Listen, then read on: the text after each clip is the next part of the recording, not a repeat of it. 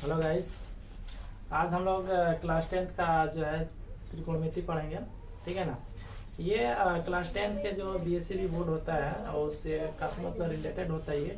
ठीक है। इसमें अप्रॉक्स 20 या 22 मार्क्स का पूछा जाता है, तो इसलिए क्लास 10th के लिए काफ़ी इंपॉर्टेंट बन जाता है ये चैप्टर। ठीक है, तो इसको हम लोग सबसे पहले इसके जो बेसिक जानकारियाँ हैं उसको देख लेते हैं। जैसे कि त्रिकोणमिति है, तो त्रिकोणमिति आखिर है क्या है। ठीक है, ये मतलब जो त्रिकोणमिति जो शब्द है, सबसे पहले इन शब्दों के बारे में हम लोग जानेंगे। तो सबसे पहले आप लोग देख रहे हैं कि त्रिकोणमिति हिंदी में लिखा है। इन्हीं त्रिकोणमिति को हम लोग 3 शब्दों में करेंगे, यानी 3 शब्दों से मिलकर क्या बना है, त्रिकोणमिति शब्द का निर्माण हुआ है। जैसे कि यहाँ पे हमने लिखे हैं त्रि और कोण मिति। ठीक है, तो त्रि का अर्थ आप यहाँ पे देख रहे हैं कि 3 होता है, और कोण का अर्थ होता है कोण, और मिति का होता है मापना या मापन। ठीक है, तो अब इसी के बेस पे हम एक डिफिनेशन दिए हैं। जैसे कि आप लोग देख सकते हो कि 3 रेखाओं से घिरे क्षेत्र को त्रिभुज कहते हैं। ठीक है, ये तो आप लोग पहले से जानते थे। अतः गणित की वह शाखा जिसमें त्रिभुज की भुजाओं एवं कोणों के बारे में अध्ययन किया जाता है, उसे हम लोग क्या कहते हैं, त्रिकोणमिति कहते हैं। त्रिकोणमिति में ज्यादातर हम लोग समकोण त्रिभुज के बारे में ही अध्ययन करते हैं। ठीक है, जैसे आप लोग समकोण त्रिभुज के बारे में जानते होंगे, ये नई बात नहीं है, ये बहुत पुरानी बात है। तो इसमें आप लोग को सबसे पहले समकोण त्रिभुज के बारे में काफी अच्छा से पता होनी चाहिए। ठीक है, चलिए उसके बारे में हम लोग जो है और आगे अध्ययन करते हैं। ये अब हम लोग क्या करते हैं, समकोण त्रिभुज के बारे में थोड़ा सा अध्ययन कर लेते हैं। ठीक है, जो समकोण त्रिभुज कहते हैं किसे हैं, तो लिखा गया वैसे त्रिभुज जिसका एक कोण क्या हो, समकोण अर्थात 90 डिग्री का हो। ठीक है, और अन्य 2 कोण जो होते हैं वो न्यून कोण होते हैं। न्यून कोण का कहने का मतलब ये है कि 0 डिग्री से ज्यादा और क्या हो, 90 डिग्री से कम हो। अब यहाँ पे जैसे में हम त्रिभुज बनाए हैं समकोण त्रिभुज, तो मतलब कि यहाँ पे देख रहे हैं बी पे 90 डिग्री बढ़ रहा है। ठीक है, और इसमें 3 भुजा है, 1 2 3। त्रिभुज में 3 भुजाओं में सबसे बड़ी भुजा जो होता है वो कर्ण होता है। कर्ण कौन होता है, 90 डिग्री के सामने वाली जो भुजा होती है वो कर्ण होती है। ठीक है, त्रिभुज यानी कि सबसे बड़ी भुजा होती है।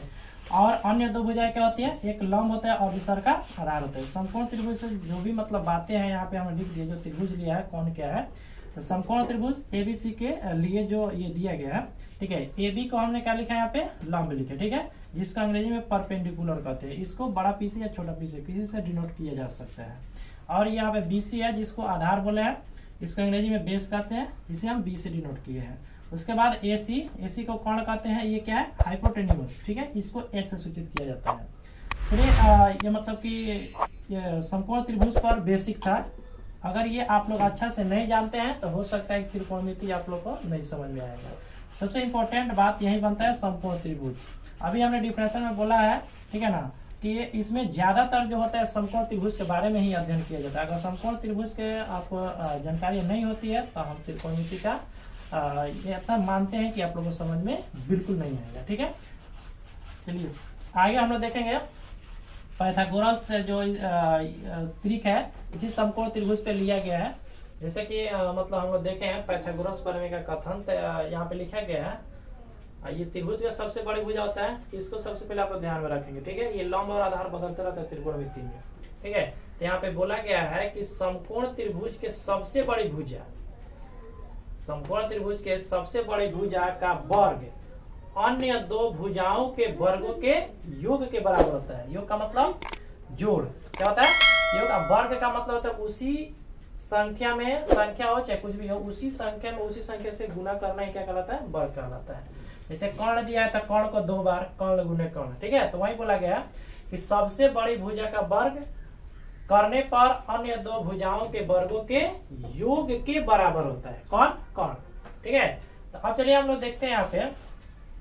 देखो हम अभी क्या लिखते हैं, कर्ण को H लिखे थे। ठीक है, H स्क्वायर बराबर हो जाएगा P square plus B square. ठीक है, अब देखिए ये H स्क्वायर बराबर हो गया P square plus B square. अब इसी से क्या करेंगे हम लोग, बाकी जो है फॉर्मूला को सेटअप करेंगे, जैसे पक्षांतरण आप लोग को अच्छा से आता होगा।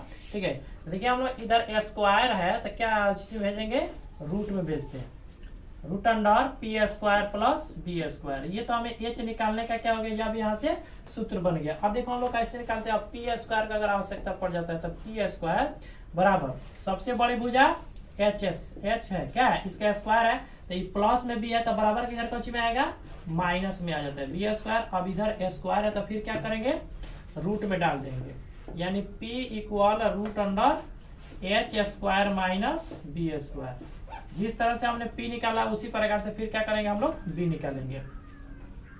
बी स्क्वायर बराबर एच स्क्वायर। चलिए हम लोग देखते हैं, जैसे कि 3 निकाला गया था सूत्र, जो h निकालने के लिए ये होता है और p निकालने के लिए ये होगा और b निकालने के लिए ये होगा, ठीक है।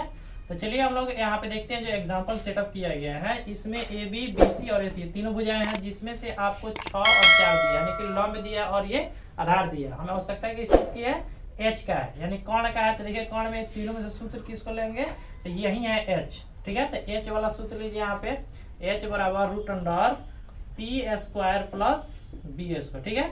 अब p के जगह पर इसका स्क्वायर कीजिए, स्क्वायर का मतलब उसी संख्या में उसी संख्या से गुना करना, यानी कि 6 है हमारा p, 6 का स्क्वायर कीजिए और यहाँ पे है b यानी कि 4 का स्क्वायर कीजिए, ठीक है। तो हम देख रहे हैं 6 का स्क्वायर कितना होता है, 6 के 36 और 4 का कितना हो जाएगा, 4 चौका 16 हो जाएगा, ठीक है ना, 16 हो जाएगा। तो अब देख रहे हैं यहाँ पे दोनों को जोड़ा जाए, 6 6 12 के 2, एक 3 और एक 4, एक 5 हो जाता है, ठीक है। यानी कि आपको यहाँ पे 52 आ जाएगा। तो 52 कितना का होता है, 52 निकलेगा 13 चौका 52, यानी कि आप इसको फैक्टर कीजिएगा तो 2 दूना 4, ठीक है, और 13 चौका 52, यानी कि आपको 2 रूट 13 निकल के आ जाएगा। क्या चीज, कर्ण निकल के आ जाएगा 2 रूट 13। इस प्रकार से अगर कोई भी इसमें 2 चीज दिया रहता है, तीसरा का निकलना होगा, तो इन सभी सूत्रों में से तीनों में से किसी का भी अप्लाई कर सकते हैं। चलिए आज के लिए इतना ही वीडियो रहता है, और पार्ट 2 जो है हम उसमें देखेंगे अनुपातिक सूत्र के बारे में, तो कल उस पर देखा जाएगा, काम किया जाएगा।